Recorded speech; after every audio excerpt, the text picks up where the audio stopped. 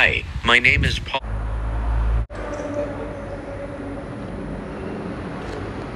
Ito, China. Isang beses ko pa lang ginamit ito eh. Ito. Ito ang GTCAT. GTCAT Academy na Nike ID. Colorway. How your Quezon City career started. Started naman siya eh. Coach ko si Coach Egay, di ba? Makaraya. So, pagtapos nung PBA drafts ko, sabi niya sa akin, kung ano daw mangyari man, kung di makapirma, or yun nga, kung di makapirma, sa kanya ako maglalaro. So, marami rin naman kumukuha sa akin iba nun. So, kay Coach Egay lang talaga ako nagpunta kasi coach ko siya nung college. And then, yung sistema, syempre, kabisado ko na. Tsaka kilala ko na si Coach Egay. So, ayun. What is your reaction your injury? To be honest, syempre, sobrang hirap nun. That one, that's the toughest one na nangyari sa akin sa buong career ko sa basketball. Tsaka yung memories na yun, talagang sobrang sakit nun. And then, yung feeling ko nun, kala ko hindi na ako makakapag-basketball ulit eh. Kasi syempre, naputol pa naman yung buto ko and yung ankles ko nagka-fracture halos lahat. So, kala ko talaga end na ng career ko yun. So, thankful lang talaga ako kay Lord. Tsaka sa mga tumulong sa akin nung ano na yun. Lalo na sa management ng ng team namin sa Quezon City. Yun. Have your mind was thinking your career was over? Oo, kala ko yun na yung ng career ko eh. Na yun, over. Talagang wala na. Kala ko wala na. Hindi na ako makakapaglaro. So, tinatagan ko lang yung mental health ko. So, naging positive pa rin ako, lalo na nung nagre-rehab na ako nung pinayagan na ako ng doktor na mag-rehab. So, talagang nag-focus lang ako, talagang sinipagan ko para makabalik lang agad sa laro. Yun lang. Nung nakabalik ako sa court, actually, nakabalik pa kasi ako nung di ba, nung napilay ako nung first game namin, talagang first game namin ng Quezon City ako nung last season.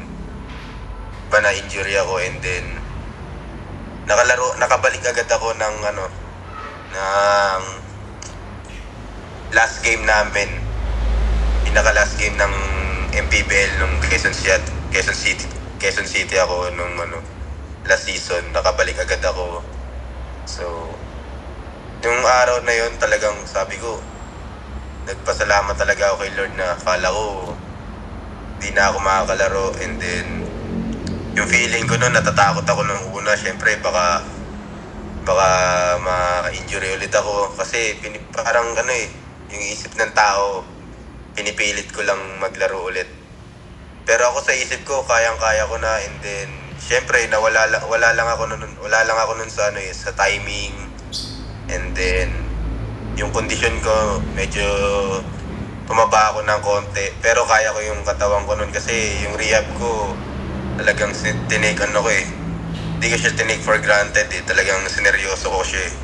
Yun yung ginawa ko nun. So, nung nakabalik ako nung last game namin last season, ayun naman, na-feel ko naman yung sabi ko, okay pa, kaya ko pa. And then, talagang nagpasalamat lang sa Panginoon and sa management ng team namin. How your career started in Zamboanga? Actually, nag-start yung career ko dito sa Zamboanga. Kami yung Quezon City dati. So, yung core ng Quezon City, kami pa rin yun. Nilipat lang sa Zamboanga kasi tatakbo si Ma'am Kat Chua ng congressman ata or mayor dun sa Zamboanga.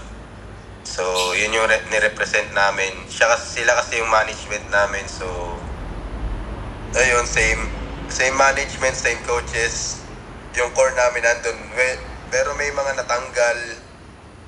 And then may mga kinuha kami ng mga veterano and other guys na galing UAAP, NCAA din na kalaban ko yun. So, mas okay yung team namin yan kesa sa last season. Top 3 toughest opponent players in the MPBL? Toughest opponent sa buong career ko sa MPBL, no? Si number 1 dyan, siyempre si Baltasar, siyempre, yun yung MPBL talaga eh. Siya yung humakot ng, kumbaga, mga awards sa MPBL, siya yung humakot. And, kilala naman natin maglaro yung tao na yun, talagang nagdo-dominant sa game. Laging double-double. Siya yung number 1 ko sa Number 2 yung tropa ko si JC Marcelino. Ayun, talagang yun eh. Nag-MVP sa MPBL. Talagang scoring yung tao na yun. Kaliwete pa. So, sa sobrang bilis niya. And then, yun, tropa ko yan. Number 3, di ko alam si number 3 ko eh. Siguro si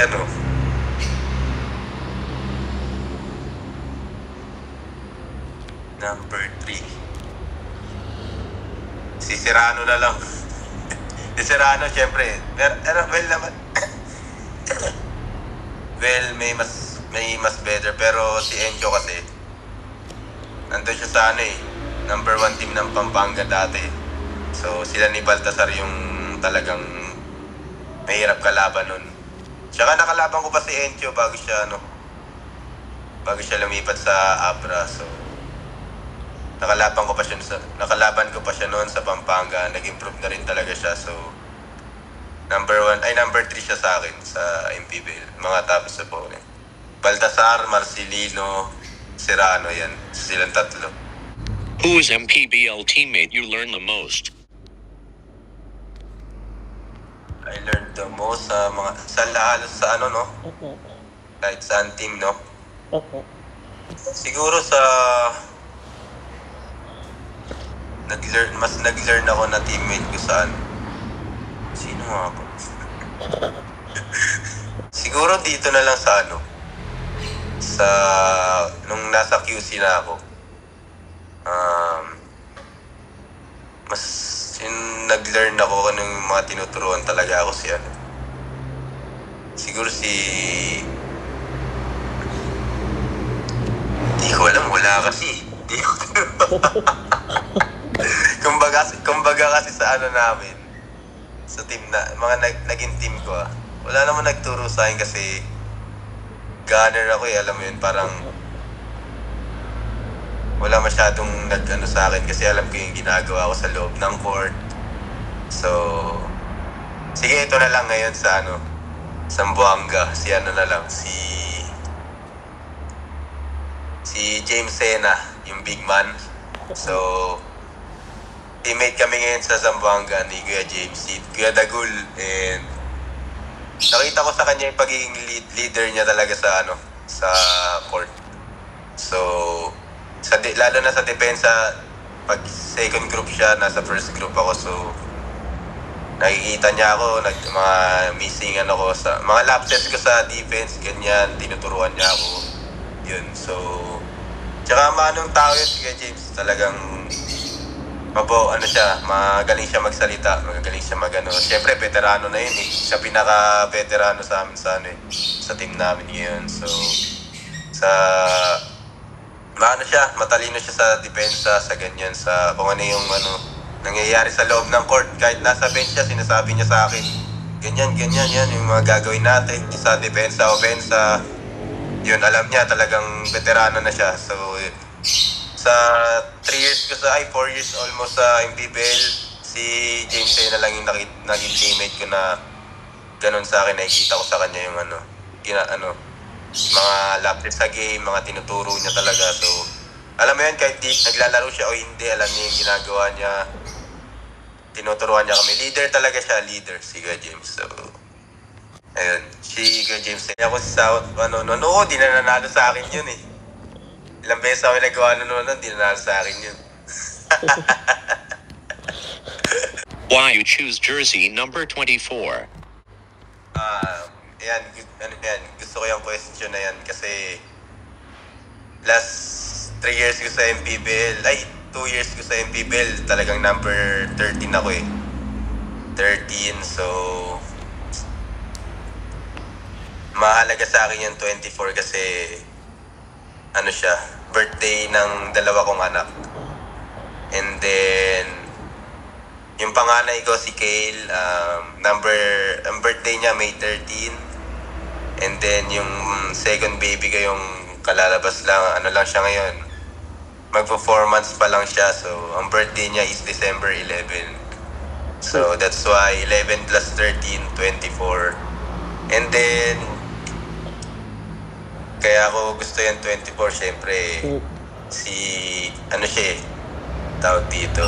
Nung lumabas yung baby ko, yung pangalawa, parang 3:24 AM. So ayun, saktong 24 talaga yung oras. And talagang parang ano siya, yun na yung hanggang ma-end yung career ko, siguro magti-24 na ako. Hindi na siguro, yun na lang talaga. Kung available pa, syempre. Kung malipat man ako ng ibang team, ganyan. Kung di available yung 24, well, 11 or 13, yun lang. Talagang mahalaga sa akin yun. Mahalaga sa akin yun yung 24. Isa siya sa pinagugutan ko ng yung jersey number. Ng lakas yun. Para sa mga anak ko. If you not became professional player, what do you think your work right now? Kung di ako professional basketball player ngayon, siguro ako.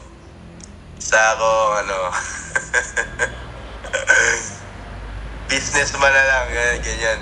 Businessman ako. Kasi syempre, addict tayo sa sapatos. So, dati naman nung hindi ganito karami sapatos ko, nagre-resell ako ng mga sapatos. Yung mga, kunyari, binili ko. Di ko ginagamit. Di ko trip yung panlaro, ganyan. Di ko trip siya panlaro. Talagang siya. Binibenta ko, ganyan. Tapos bibili akong bago. Binibenta ko, ganyan. Tapos natuto ako ng pandemic nag-resell talaga ako ng sapatos. Mga ilang piraso din yun. So, kung di ka siguro ako basketball player, ganun ako. Or either siguro, chef. Luto-lutuan lang. How's the feeling drafted in the PBA? Yan yung number 1 sa akin sa buong buhay ko, sa pamilya ko, number 1 sa kanila yan. Kasi sa totoo lang, yan ang pangarap sa akin ng pamilya ko talaga. Buong pamilya ko, mga tita man, tito, ganyan. Kasi sa lahat naman nag-basketball sa amin, ako lang nakaabot dyan. So, lalong-lalo na siguro yung daddy ko na nag-pass away na syempre. Way back 2007 pa nung namatay siya. So, yan yung goal niya sa akin, makapag-PBA ako. And then, lalong-lalo sa mga kapatid ko, sa mami ko. Kaya nung na-drop ako, talagang sobrang saya ng family ko, lalong-lalo na ako. Kasi akala ko nga, hindi na ako matatawag nun Tsaka sobrang kami yung yung batch namin na yun. Kami yung pinakamaraming nagpa-draft nun kasi galing sa pandemic ata, ganun. Alam ko yun. Basta yun yung pinakamarami sa amin.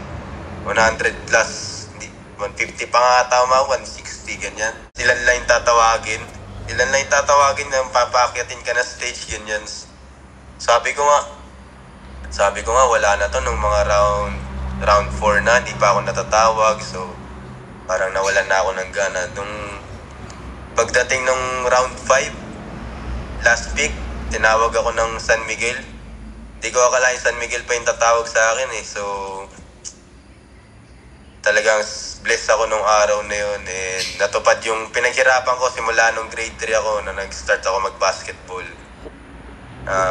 Tsaka tuwang-tuwa ako nun, naiyak ako nun kasi tawag dito, yung pangarap ng tatay ko sa akin nung yun nga, makapag-PBA, magtumungtong sa stage na matawag ka na isang PBA team. Doon pa lang, masaya na yung tatay ko, sigurado ako doon. Bago siya mamatay, yun yung pangarap niya sa akin. Lalo-lalo na rin yung mga family ko. So, the best talaga yung na yan, yung PBA draft na sa akin. Kaya, Okay lang kahit di ako nakapaglaro ng PBA, di ako nakasign sa San Miguel dahil alam naman natin yung ano dun eh. Yung lineup dun, yung mga position ng guards dun, mahirap talaga. Pero kaya eh. Na ano lang talaga rin tayo kasi yung mga kasabay natin na na-draft din.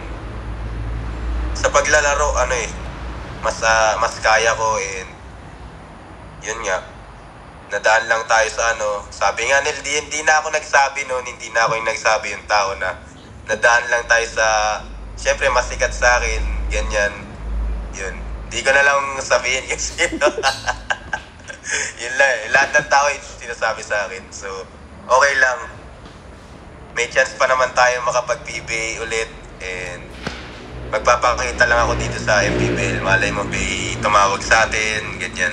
So, laban lang. Last question, starting 5 all-time of your teammates. Basketball starting 5 all time. Sige, naging teammate ko siyempre number 1 sa akin sa ano, starting 5 point guard si ano, Michael Are. Number 2 sino po? Number 2. Naging teammate ko na dos. Isawat na lang yung dos ko. Tres yan, pero sige, gagawin kong dos. Sawa ay Michael Are, Abdul Sawat. Sa 3 si ano, Dave Moralde. Teammate ko sa Muntinlupa yan. So, shoutout kay Dave, syempre. Idol ko yan. Si Daklo. Sino pa ba? Number 4 ko si ano, James Una. Yan, si James Una. Teammate ko yan sa Baste yan. Tagal ko na rin teammate yan. Tsaka nakita ko rin nag-improve talaga si James ngayon. So, number 4 ko si James Una. Number 5 si ano, Jason Ballesteros. Sige, Jason. Number 5. Defensive guy lang. Talagang di ka makakariyap doon sa tao na yun. Tsaka veterano yun. Thank you for watching.